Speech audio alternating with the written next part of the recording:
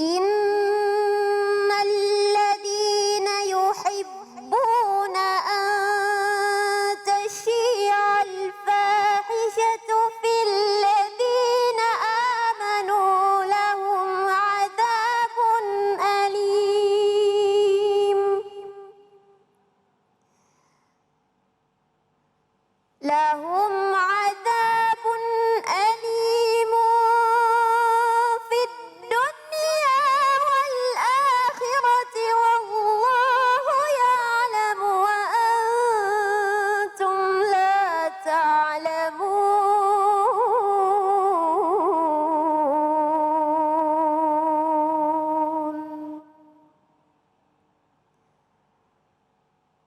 Sadaqallahul azim.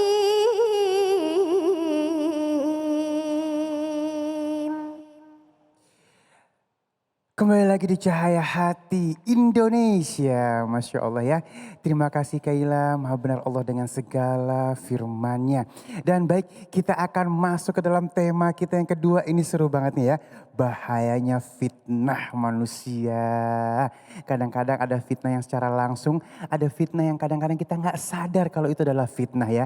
Dan insya Allah akan dibahas oleh guru kita yang dimuliakan Allah Subhanahu Wa Taala, Al-Ustadz Erik Yusuf. Allahumma sholli ala Sayyidina Muhammad. A'udzu billahi minasyaitonir rajim. Bismillahirrahmanirrahim. Innal hamdalillah la haula wala quwwata illa billah. Wassalatu wassalamu ala Rasulillah wa ala alihi washabbihi wa mawala. Asyhadu an la ilaha illallah wahdahu la syarikalah wa asyhadu anna Muhammadan abduhu wa rasuluhu la nabiyya ba'da. Allahumma sholli wa barik salim ala sayidina Muhammadin wa ala alihi washabbihi ajmain amma ba'du. Salam yang terbaik, salam para malaikat kepada para calon penghuni surga semuanya nih. Assalamualaikum warahmatullahi wabarakatuh. Waalaikumsalam warahmatullahi wabarakatuh. Masya Allah ya Beb ya, semangat semua nih ya di studio sekarang.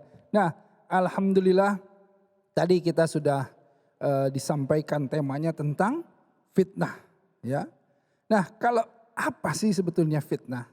Fitnah itu kalau kita lihat beberapa ulama menyampaikan al-ikhtibar ya, al-mihnatu. Jadi artinya yang namanya fitnah itu berupa ujian, berupa cobaan ya, berbagai macam cobaan. Bahkan Rasulullah SAW menyebutkan bahwa orang yang bahagia itu salah satunya orang yang terbebas dari berbagai fitnah. Nah ini kalau kita lihat fitnah itu kan berasal dari berbagai macam peristiwa. Ya, kalau di dalam Al-Quran disebutkan aulad, anak-anak menjadi fitnah, istri menjadi fitnah, segala sesuatu menjadi fitnah. Nah tetapi fitnah di manusia ini juga ada yang kita pahami sebagai dusta gitu. Seseorang berdusta terhadap orang yang lainnya. Atau seseorang menuduh perlakuan terhadap seseorang yang dia tidak lakukan. Nah itu juga fitnah. Nah kita ada nih satu kisah ya. Ustadz akan angkat dari kisah Sultan Al-Murad Ar-Rabi. Ini sultannya kekhalifahan Turki Utsmani di tahun 1620-an. Nah begini kisahnya. Suatu hari sultan ini, beliau ini selalu kalau bahasa sekarangnya belusukan. Tahu ibu belusukan? Nah sultan ini belusukan. Jadi belusukan itu memang ciri khas kepemimpinan Islam. Ya, Umar bin Khattab radhiyallahu anhu belusukan. Semua belusukan kan? Nah ini juga sama. Sultan Al-Murad itu suatu hari sedang berjalan melihat rakyatnya gitu. Nah ketika dia kaget. Lihat ada seseorang yang meninggal. Ya, yang mati tergeletak di jalan tetapi tidak ada orang satupun yang mau mengurusi jenazahnya. Nah kemudian Sultan Al-Murad bilang, wahai kaumku ini kenapa ada seseorang yang meninggal yang kalian tidak mau mengurus jenazahnya. Terus kemudian mereka bilang, wahai Sultan itu zindik, orang zindik. Jadi orang-orangnya maaf nggak tahu itu sultan. Tapi sultan bilang ini kenapa ada orang seperti ini. Nah dia nggak tahu nih yang nanyanya sultan. Nah, dia bilang ini orang zindik. Apa tuh orang zindik itu? Orang yang kemudian banyak melakukan kemaksiatan. Jadi dia itu suka minum khamar dan suka datang ke pelacuran. Wah, nauzubillah min dzalik ya, orang zindik. Jadi ketika dia meninggal itu nggak ada yang mau mengurusi jenazahnya. Semua jauh-jauh tuh, takut azab gitu ya. Nah, kemudian kata sultan yang tidak diketahui ini identitasnya karena belusukan dia nggak mau diketahui. Bukan pencitraan, bukan. Ya, ini menyembunyikan identitas justru gitu. Nah, kata sultan, tapi kan ini umat Rasulullah SAW katanya. Harus ada yang kemudian mengurusi jenazahnya, begitu kan? Ya, kemudian dibawa, digotong sama sultan ini. Di mana keluarganya? Ditunjukkan, keluarganya di sana. Wah, jalan sultan. Datang kepada keluarganya, istrinya, kemudian istrinya menangis langsung. Wahai wali Allah, langsung ngomong begitu. Wahai wali Allah, kata istrinya gini ya. Saya sudah bilang sama suami saya bahwa suatu hari dia pasti akan meninggal dan ditinggalkan oleh orang-orang gitu. Terus sultan ini diam kan? Kenapa engkau memanggilku wali Allah katanya. Begini ceritanya. Suamiku ini ya, setiap harinya kalau kalau siang itu dia datang ke toko penjual minuman khamar. Dia beli sebisa dia beli. Semampu dia beli. Sebanyak dia punya uang. Dia beli khamar itu. Dia bawa pulang dan sampai di rumah ditumpahkan itu ke kamar mandi. Dibuang semuanya itu khamarnya. Dan dia bilang ke istrinya, wahai istriku, semoga hari ini dikurangkan, ditiadakan dosa-dosa orang-orang yang meminum khamar. Gitu, dia beli, dia buang. Malamnya dia bawa itu yang namanya sebisa mungkin, sebanyak mungkin uang yang dia punya. Malamnya dia datang ke tempat pelacuran. Dia bayar yang namanya pelacur-pelacur itu dan dia minta untuk menutup pintunya di malam itu. Dan dia pulang ke istrinya, dia bilang, wahai istriku, semoga malam ini tidak ada pemuda-pemuda dan tidak ada dosa yang dilakukan oleh mereka-mereka para pezina katanya. Coba setiap hari yang dilakukan adalah hal seperti itu. Istrinya bilang, wahai suamiku, orang-orang sudah sering membicarakanmu tentang engkau melakukan keburukan-keburukan.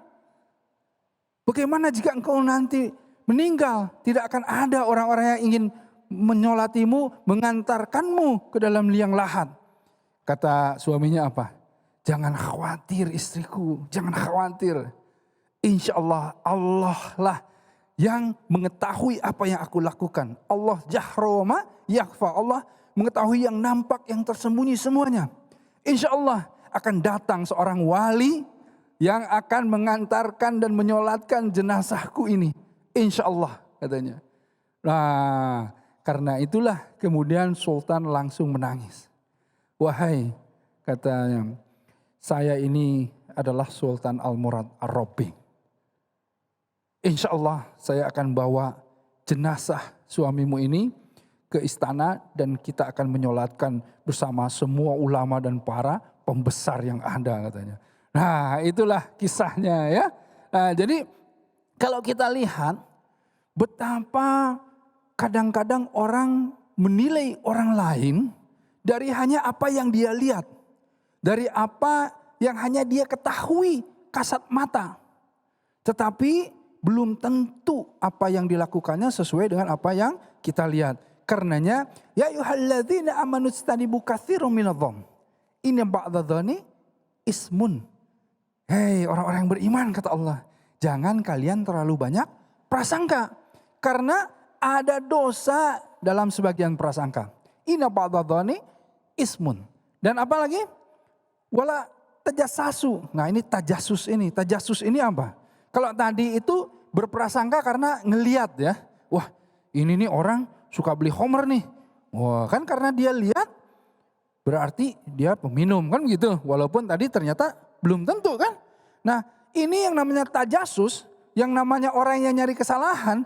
Bahkan dia gak datang ke tempat minuman. Bahkan dia gak ngapa-ngapain pun gitu ya. Ini dicari-cari kesalahannya. Tajasus itu orang yang nyinyir, orang yang gak bisa lihat orang seneng, orang yang pengen seneng di atas kesusahan orang. Ya, susah ngelihat orang seneng, begitu kan? Nah, ini tajasus. Makanya wala tajasasu wala yaktab ba'dhum ba'dha. Jangan kalian itu mencari kesalahan-kesalahan ya sesama kalian dan menggibahnya. Nah, orang yang nyinyir, orang yang senang lihat orang susah, orang yang senang nyari kesalahan orang ini tabiatnya tabiatus syaiton. Nah, ini kalau tabiat itu ada 4 tabiat. Ya, ada tabiat hewan. Ya, tabiat hewan ini dia ini karakternya hanya makan, minum, terpuaskan dan masalah biologis. Nah, ini karakter hewan. Tapi ada juga karakter hewan pemangsa, pemburu. Wah, tipe-tipe pemburu nih, Bib. Tipe-tipe pemburu ini seperti apa?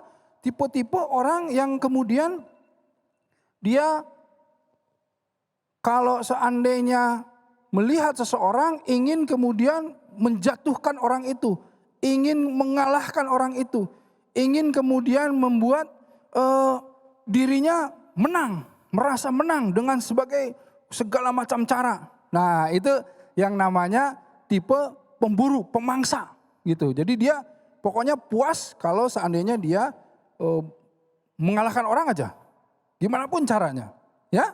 Nah, kemudian yang ketiga adalah tabiatus syaiton. Nah, tabiat setan itu apa? Yang tadi itu, yang senang lihat orang susah, ya, yang senang lihat orang gelisah, khawatir, takut, jauh dari Allah, ngelihat orang maksiat seneng lihat orang. Nah, itu tabiat setan. Yang terakhir tabiat apa? Tabiat malaikat. Tabiat malaikat nih insya Allah nih kayak ibu-ibu semua di sini nih, kayak pemirsa nih semua di sana nih. Apa tabiat malaikat? Tabiat malaikat itu tabiat yang senang melakukan perintah Allah. Ah, gitu loh. Kalau udah taat masuk ke dalam perintah Allah, melakukan hal-hal yang Allah sukai, itu senang, itu tabiat malaikat. Nah, karenanya apa? Jauhi oleh kita itu segala macam yang akan mengandung fitnah, yang akan menjurus kepada fitnah, ya. Jadi jangan sampai kita itu melakukan segala hal yang kemudian bisa membahayakan diri kita, membahayakan orang lain, la darara wala dirara kan, dan juga menimbulkan fitnah buat diri kita sendiri, gitu. Jadi jangan cari-cari masalah, gitulah gampangnya loh, ya. Jangan cari-cari masalah karena sesungguhnya ujian itu sudah dikasih sama kita, nggak usah ditambah-tambahin juga, kita selalu akan dapat ujian sama Allah. Alladzi khalaqal mauta wal hayata liyabluwakum ayyukum ahsanu amala wa huwal azizul ghafur. Ya, jadi kita itu diciptakan yang mati dan yang hidup sama Allah untuk apa? Liyabluwakum ayyukum, untuk diuji sama Allah kalian itu. Apanya? Ahsanu amala. Siapa yang paling baik amalnya. Ya. Nah, karenanya ingat yang namanya fitnah itu karenanya bisa jadi seperti tadi tuh. Al fitnatu asyadu minal qatl. Jadi yang namanya fitnah lebih besar, lebih kejam dari yang namanya pembunuhan. Karena apa? Karena tadi bisa jadi jenazah saja didiamkan hanya karena permasalahan fitnah. Auzubillahi min dzalik ya. Semoga kita dijauhkan dari hal-hal seperti itu. Alhamdulillah. Assalamualaikum warahmatullahi wabarakatuh. Waalaikumsalam warahmatullahi wabarakatuh. Masya Allah, terima kasih guruku yang dimuliakan Allah Subhanahu Wa Taala. Al-Ustadz Erik Yusuf, Masya Allah ya. Ceritanya benar-benar mengetuk hati kita ya Bu ya. Jadi jangan menilai orang dari luarnya aja. Kita nggak tahu ternyata dia lebih dekat dengan Allah dibandingkan kita ya, Masya Allah ya. Dan baik jamaah yang dimuliakan Allah Subhanahu Wa Taala, saat lagi kita akan membahas tentang 4 musuh orang beriman yang akan dibahas oleh guru kita yang dimuliakan Allah Subhanahu Wa Taala, Al-Ustadz Fikri AZ. Jangan kemana-mana, tetap bersama kami di Cahaya Hati Indonesia.